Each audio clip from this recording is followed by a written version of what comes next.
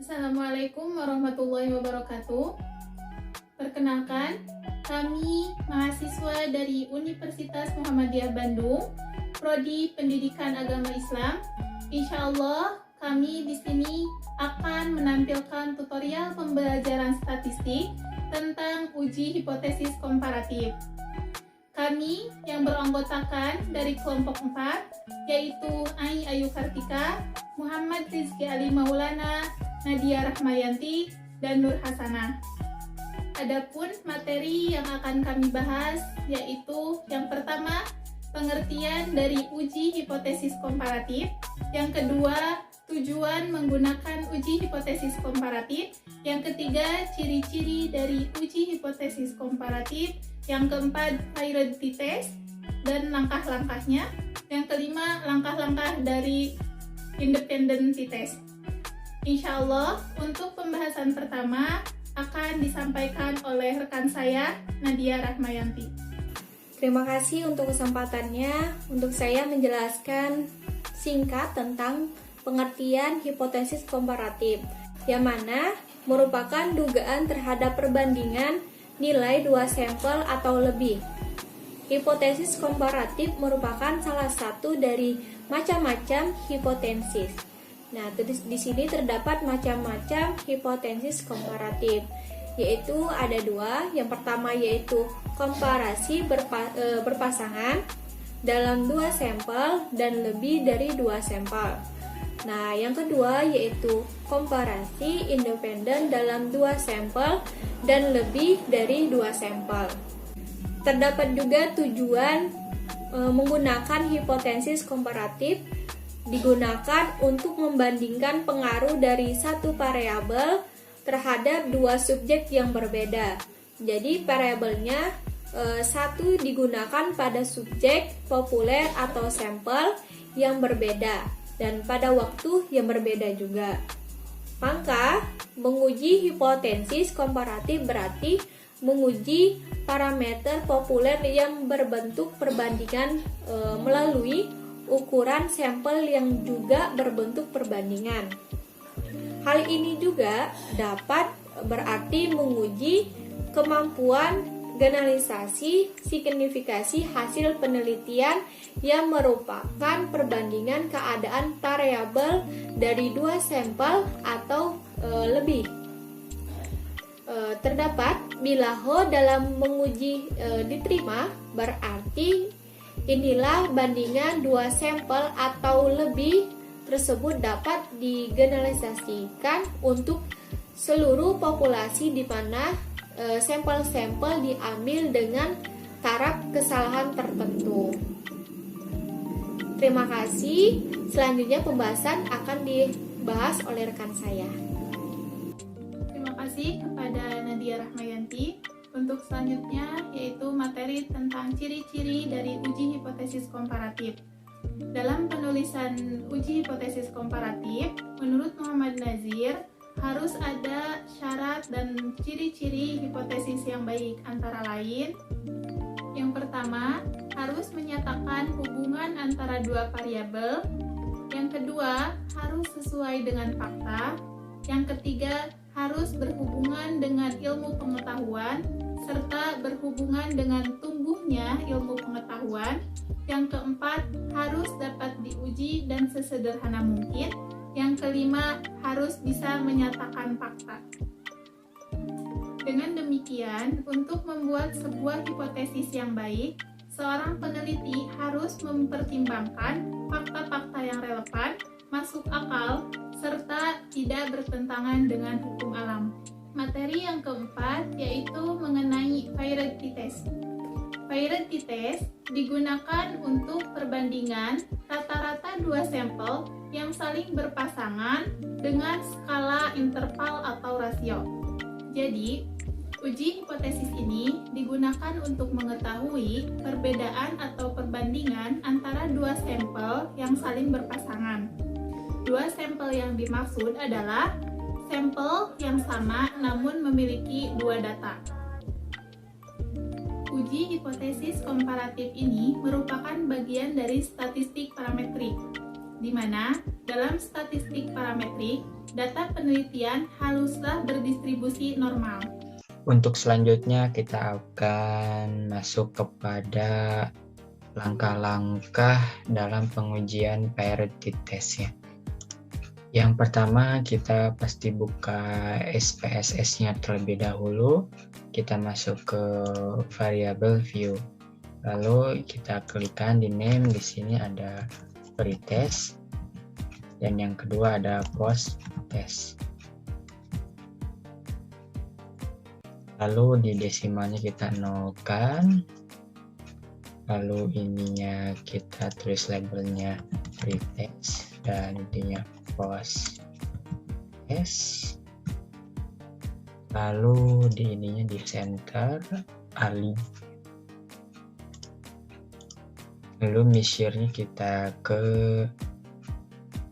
ordinal. Selanjutnya setelah kita menuliskan variable view, kita masuk ke data view. Nah, karena kita sudah punya data, maka kita masukkan di sini ada data pretest. Kita kopikan saja dari Excel, langsung masuk ke pretest, langsung kita paste, dan yang di test kopikan juga dan kita paste.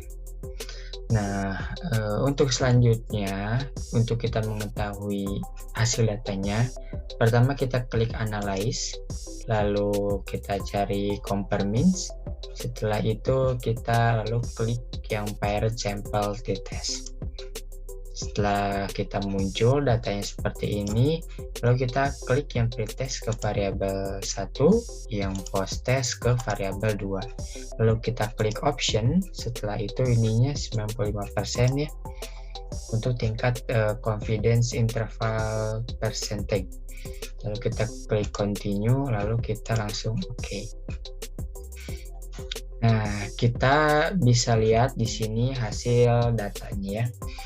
Yang pertama ada paired sample statistik, yang kedua ada paired sample correlation, terus yang ketiga paired sample t-test. Poin penting dari paired sample t-test ini adalah kita di poin ketiga.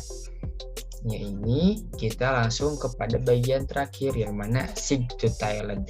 Nah, di sini dinyatakan bahwa 0,000 dalam uji parity test ini bahwa kalau misalkan sig to Thailand-nya kurang dari 0,005 berarti data yang dihasilkan itu tidak jauh ya, atau dalam artian tidak, maka terdapat perbedaan yang signifikan antara hasil belajar pada data pre-test dan post-test. Dan juga jika nilai sig to Thailand-nya lebih daripada 0,05 maka tidak terdapat perbedaan yang signifikan antara hasil belajar pada data pre-test dan post-test. Dari kesimpulan data ini bahwa 0,000 itu berarti lebih kecil daripada 0,05, dapat disimpulkan bahwa data ini terdapat ya perbandingan signifikan antara nilai pretest dan juga hasil post-test. Bismillahirrahmanirrahim. Selanjutnya materi yang kelima yaitu independent test, di mana independent test ini digunakan untuk menguji dua kelompok sampel yang saling bebas tidak memiliki kaitan satu sama lain. Konsep dasar uji ini digunakan untuk mengetahui apakah terdapat perbedaan rata-rata dua sampel yang tidak berpasangan. Syarat uji parametrik ini yaitu normal dan homogen. Contohnya yaitu analisis perbandingan nilai PAI antara kelas A dan kelas B. Jadi apakah ada perbedaan nilai PAI antara kelas A dan kelas B? Selanjutnya kita masuk kepada langkah-langkah uji independent sample t-test. Yang pertama kita masuk kepada SPSS. Selanjutnya kita klik pada variable view. Setelah itu kita klik di nama nilai. dan yang keduanya kelompok. Setelah itu kita desimalnya nolkan dulu. Di label kita tulis lagi nilai. Di yang kedua kelompok. Lalu di kolom kelompok kita values-nya kita klik dan masukkan data yang pertama. Kita masukkan inquiry. Yang kedua kita masukkan PJBL. Karena di sini kita pengen mengetahui apakah terdapat perbedaan antara pembelajaran PAI menggunakan inquiry dan juga menggunakan PJBL. Selanjutnya kita klik OK. Lalu kita align-nya kita ke center. Lalu measure-nya kita ke scale. Setelah itu kita kembali lagi ke data view. Kita masukkan nilai yang sudah disiapkan di Excel ya. Nah, ini inquiry, kita langsung kopikan saja. Nah, di kelompok di sini kita masukkan kelompok 1. Untuk penyusunan datanya, setelah itu kita masukkan yang kelompok PJBL. Kita kopikannya itu bukan di pinggirnya, tapi melainkan di bawah setelah kelompok inquiry. Kita langsung klik angka 2, kelompok 2 berarti ya. Nah, setelah data sudah masuk semua, pertama kita klik analyze, setelah itu kita masuk ke compare means, dan kita masuk ke independent sample t-test, langsung klik. Nah, pada di sini kita nilai masukkan kepada test variables dan kelompok kita masukkan kepada grouping. Di define grupnya kita klik, lalu masukkan kelompok 1 dan kelompok 2.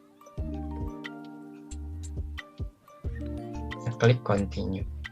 Setelah itu kita masuk ke option. Di sininya confidence intervalnya 95% ya, klik continue dan kita klik OK. Di sini muncul data independent sample t-testnya.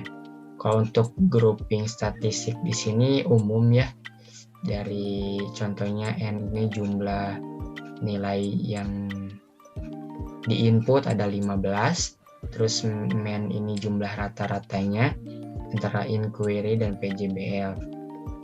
Lalu di sini ada independent sample t-test. Hasilnya untuk poin ini kita lihat kepada yang sig2-Thailand. Kita lihat apabila sig2-Thailand ini kurang dari 0,05 maka terdapat perbedaan yang signifikan antara nilai inquiry dan juga PJBL. Nah, apabila sig2-Thailand-nya ini lebih besar daripada 0,05 maka tidak terdapat perbedaan yang signifikan. Nah, kita lihat dari data di sini bahwa sig2-Thailand-nya itu 0,00.